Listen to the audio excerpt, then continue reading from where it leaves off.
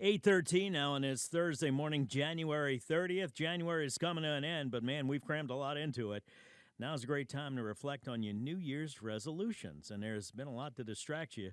Are you meeting your goals, or do you need to get back on track? Dr. B joins us now. Dr. Brent Wallis, Chief Medical Officer of People's Health, to talk about some common health-focused resolutions and to share some tips for helping them stick. How you doing, Dr. B? Happy New Year. Hey, Tommy, how are you? And Happy New Year to you, too. How'd you do with the snow and the boxers and everybody else? We did really good, actually. First time they've ever seen snow, and I could not get them to come inside. They had such a good time. No kidding. Good for them. Let's talk about some examples when it comes to resolutions of health-focused resolutions. Yeah, so, this is actually the perfect time to start talking about those resolutions we made what seems like months ago. But, a lot of those resolutions are usually related to healthy living. We choose things like losing weight or getting more active or maybe eating healthier. Obviously, quitting smoking and cutting back on alcohol are really common goals that we see all the time.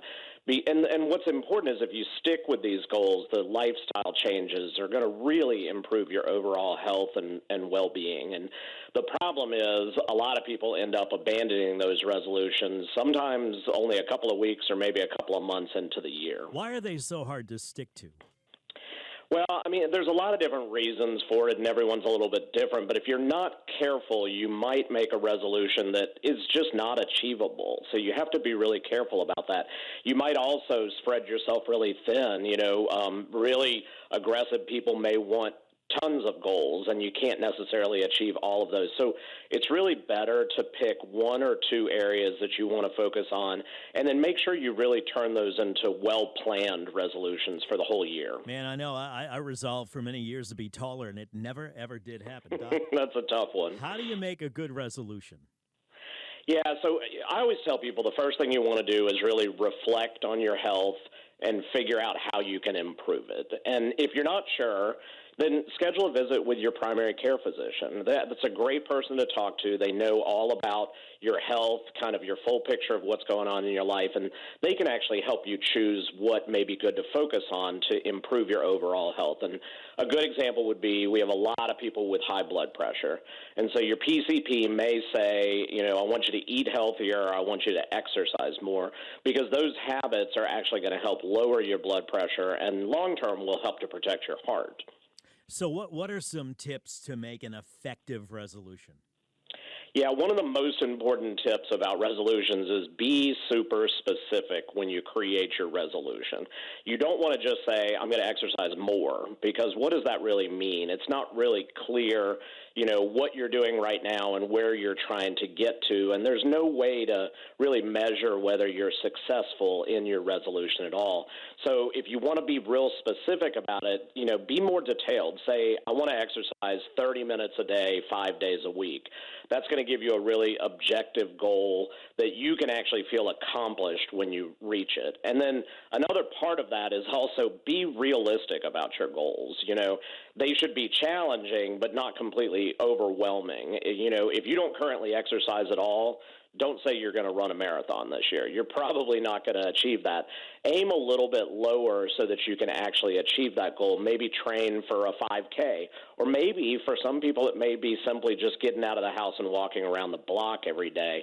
You can always expand that resolution later in the year once you've achieved your original goal. What's something else to keep in mind? So the other thing is, these resolutions are supposed to be long-term changes, so you want to think long-term. They should and could become lifelong habits, and they don't develop overnight. So you want to focus on kind of small incremental changes to your routines, nothing too drastic. And you don't want to place your bets on something like a highly restrictive diet, for example. Those eating patterns are very difficult to maintain. Fads change all the time. It's better to maybe gradually swap out some unhealthy foods for some more nutritious alternatives. So once we make a resolution, how do we stick with it? Well, there's tons of research on this, and all of it shows that you're more likely to stick to a goal that's actually meaningful to you, so something that matters to you. So you want to think about how that resolution could improve your overall life. And, things like managing stress could really help your emotional well-being. If you choose to eat healthier, that's going to lower your risk for a whole host of medical conditions. If you choose regular exercise, maybe it's just to keep up with your grandkids that are running around the house. And keep in mind, when you have a setback or you feel unmotivated, remember why that goal matters to you, and that will help you kind of keep moving forward and remind you of why it's so important. That is a great idea. You got another tip? Yeah, the other thing, too, is make your resolutions enjoyable. Resolutions are not supposed to be penance. You can improve your diet without completely limiting yourself to bland, meals. You want to really maybe resolve to explore different types of food, different types of cuisine.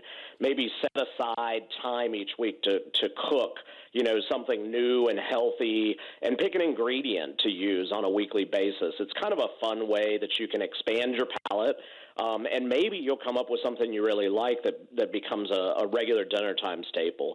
And if you're not sure where to start, one really good place to start, we do this a lot in Louisiana, is look at what's in season. What's the seasonal produce that's out there? It's going to be cheaper in the stores, and it's going to be fresher as well. And so when you eat with the seasons, you can kind of let the seasons change that variety of flavors and nutrients that you get. So, an example right now in the winter time, citrus fruit is really big. And so throwing some grapefruit or some satsuma pieces into your salad is going to really kind of, zest it up a little bit, and it's going to make it new and exciting.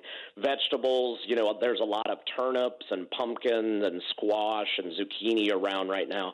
So those are things that you can use as a side dish that are not kind of your standard starches that we typically eat. So it seems like you're talking about making it fun, and I guess you could apply that to exercise as well? Yeah, definitely. Some people dread exercise, and part of that is because it can become monotonous. You really want to think about switching up your workout routine, because when your motivation drops off, you need to shift a little bit and try something interesting. Maybe pick a fitness class that's offered at your community center, in the neighborhood, to do something a little bit different. There's so many options for exercise. You can get out and do biking. You can do classes like yoga. You're not bound to just one activity, and people who don't like or don't have the ability to get out of their houses often, we've got a lot of online resources. There's a lot of videos online that you can look at that can help you do activities like Tai Chi or Zumba. You don't need a lot of special equipment to do those, or somebody who's coaching you the entire time, and that can be a lot of fun. Thursday morning, 821 WWL talking. Good to have him back. Dr. B, Dr. Brent Wallis, Chief Medical Officer of People's Health. January almost at an end. We're talking about reflecting on your New Year's resolutions and if they've gone the wayside, giving you some ways to get back on track. We'll have more tips for you when we come back. 822 now, traffic WWL.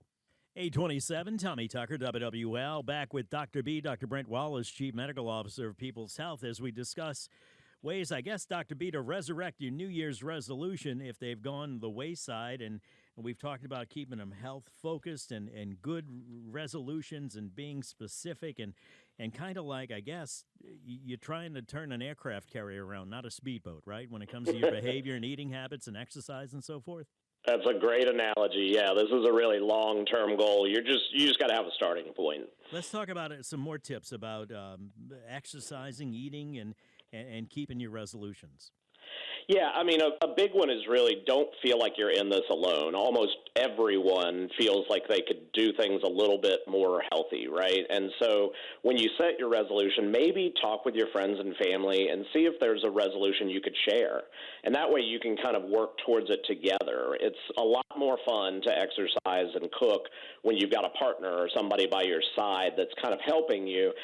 They could be your support system. You can be theirs. It's going to help you stay encouraged, but they'll also hold you accountable, and you can do the same for them as well. How about some other things we can do?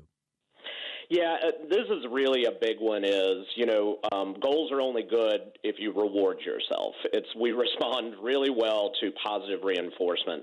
And so a lot of times if you want to set interim goals for yourself, don't wait until you've finished kind of your dream goal or your dream resolution. You want to look along the way and say, okay, what do I get if I make it to this next stage? And you want to kind of acknowledge that success. It can be something big or it can be something small that's going to help motivate you and keep you moving towards that, that achievement. And then prepare for big challenges because we know they're going to come up. Probably a lot of you have already had challenges in the last couple of weeks. So when you make a resolution, think about what might stand in your way. It could be just a busy schedule or maybe social pressures that make you want to keep those bad habits going, and you want to have a plan for how you're going to address all of those challenges. Give us an example of that if you could. Yeah, this is a big one here and probably even escalating over the next month or so. But let's say your resolution is to drink less alcohol, but you're going to all these events where alcohol is present. So obviously you're going to be tempted, and you've got to have a way to figure out how are you going to deal with that temptation. So, a couple of things you can do. Tell your friends about your resolution and ask them for support so they're not, trying to ply you with alcohol all the time. And maybe set a personal drink maximum. You don't necessarily need to tell people about that, but keep it in your mind. Like, I've hit my limit and I need to move on to something else. And then, it is a lot of the things we do are force of habit. So if you can sub out something, like rather than having an alcoholic drink, maybe have a soda in hand. Or there's a lot of bars that are selling mocktails now that actually look like alcoholic beverages, but they don't have any alcohol in them. And that's going to allow you to continue that social interaction, but also keep true to your resolution. Any final advice, Doc? Yeah, everybody's going to have a setback at some point, and that's really the most common reason for just saying, I'll do this next year. But you really want to think about how can you get back on track, because it's going to be so important for your overall health in the long run. Look at those setbacks as just learning opportunities, and look at those challenges and how you can overcome them. So in the long run, you're really going to stick to these resolutions and become a healthier person. Great advice, Doc. Thank you. Good to talk to you again, Dr. B. Dr. Brent Wallis, Chief Medical Officer of People's Health. You can find out more about People's Health by going to peopleshealth.com. You can call them at 1-800-978-9765, or you can go to People's Health Medicare Center on Vets next to Party City. 8:31, time for WWL News. For that, we go to Dave Cohen.